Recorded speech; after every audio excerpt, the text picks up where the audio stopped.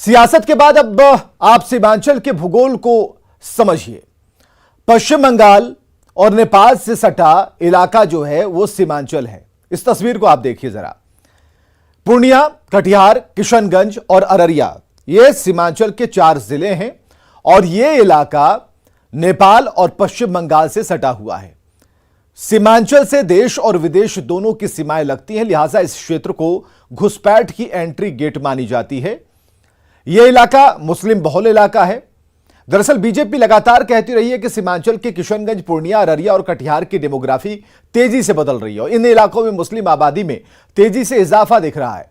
बिहार में एनडीए सरकार के दौरान भूमि सुधार मंत्री रहते रामसूरत राय ने भी कहा था कि पूर्णिया, अररिया, कटिहार और किशनगंज में एक विशेष समुदाय के स्थानीय लोगों की ओर से बाहरी लोगों का घुसपैठ कराया जा रहा है।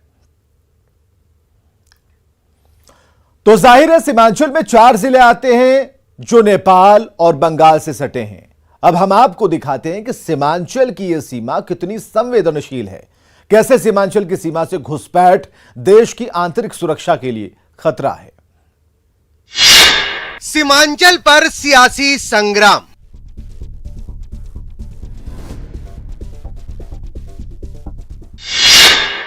शाह के दौरे से मचा घमासान।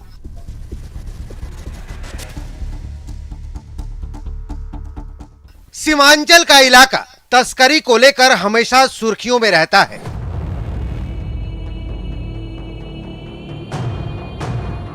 बांग्लादेशी और रोहिंग्या घुसपैठियों को लेकर भी सवाल उठते रहते हैं, जिसकी सबसे बड़ी वजह है बिहार की सीमा। ये भारत नेपाल की सीमा पर बसा जोगबनी का इलाका है, जो सीमांचल के अररिया में पड़ता है। बीच में सड़क है, एक ओर नेपाल है तो दूसरी ओर भारत।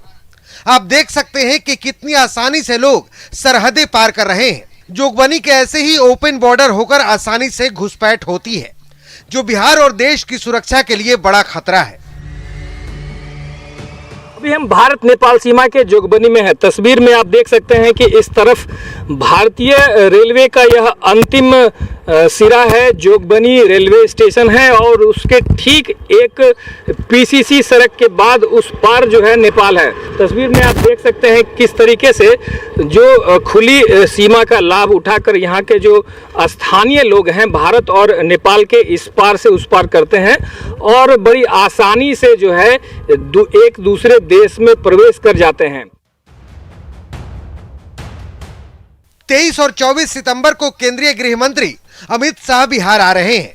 कई मायनों में देश के मानचित्र पर अपनी अलग पहचान रखने वाले सीमांचल का राजनीतिक महत्व भी काफी है। बीजेपी सीमांचल में घुसपैठ का मुद्दा उठाती रही है, देश के लिए खतरा बताती रही है।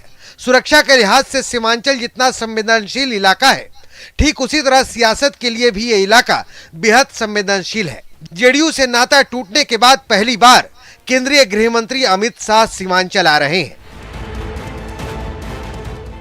अररिया से न्यूज 18 के लिए सतीश कुमार मिश्रा की रिपोर्ट। अब आप समझिए कि सीमांचल पर बीजेपी का फोकस क्यों है। जेडीयू से गठबंधन टूटने के बाद पहली बार अमित शाह का बिहार दौरा है और अमित शाह का यह दौरा लोकसभा चुनाव के मद्देनजर काफी अहम है। पिछले लोकसभा चुनाव में एनडीए सीमांचल में अच्छा प्रदर्शन कर चुकी है।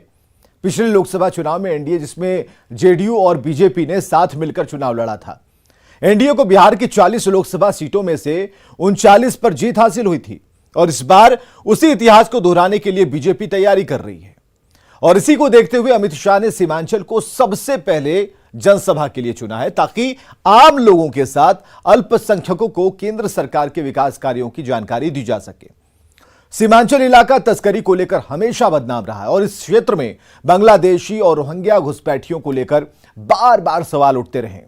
आतंकी संगठनों की गतिविधियां सीमांचल के इलाके में दिखती रही हैं। 2024 के लिए नीतीश कुमार के बिना भी बीजेपी ने 35 सीटों का लक्ष्य निर्धारित किया है। तो अमित शाह का यह दौरा इसी मुहिम पर पहली और महत्वपूर्ण कड़ी मानी जा रही है।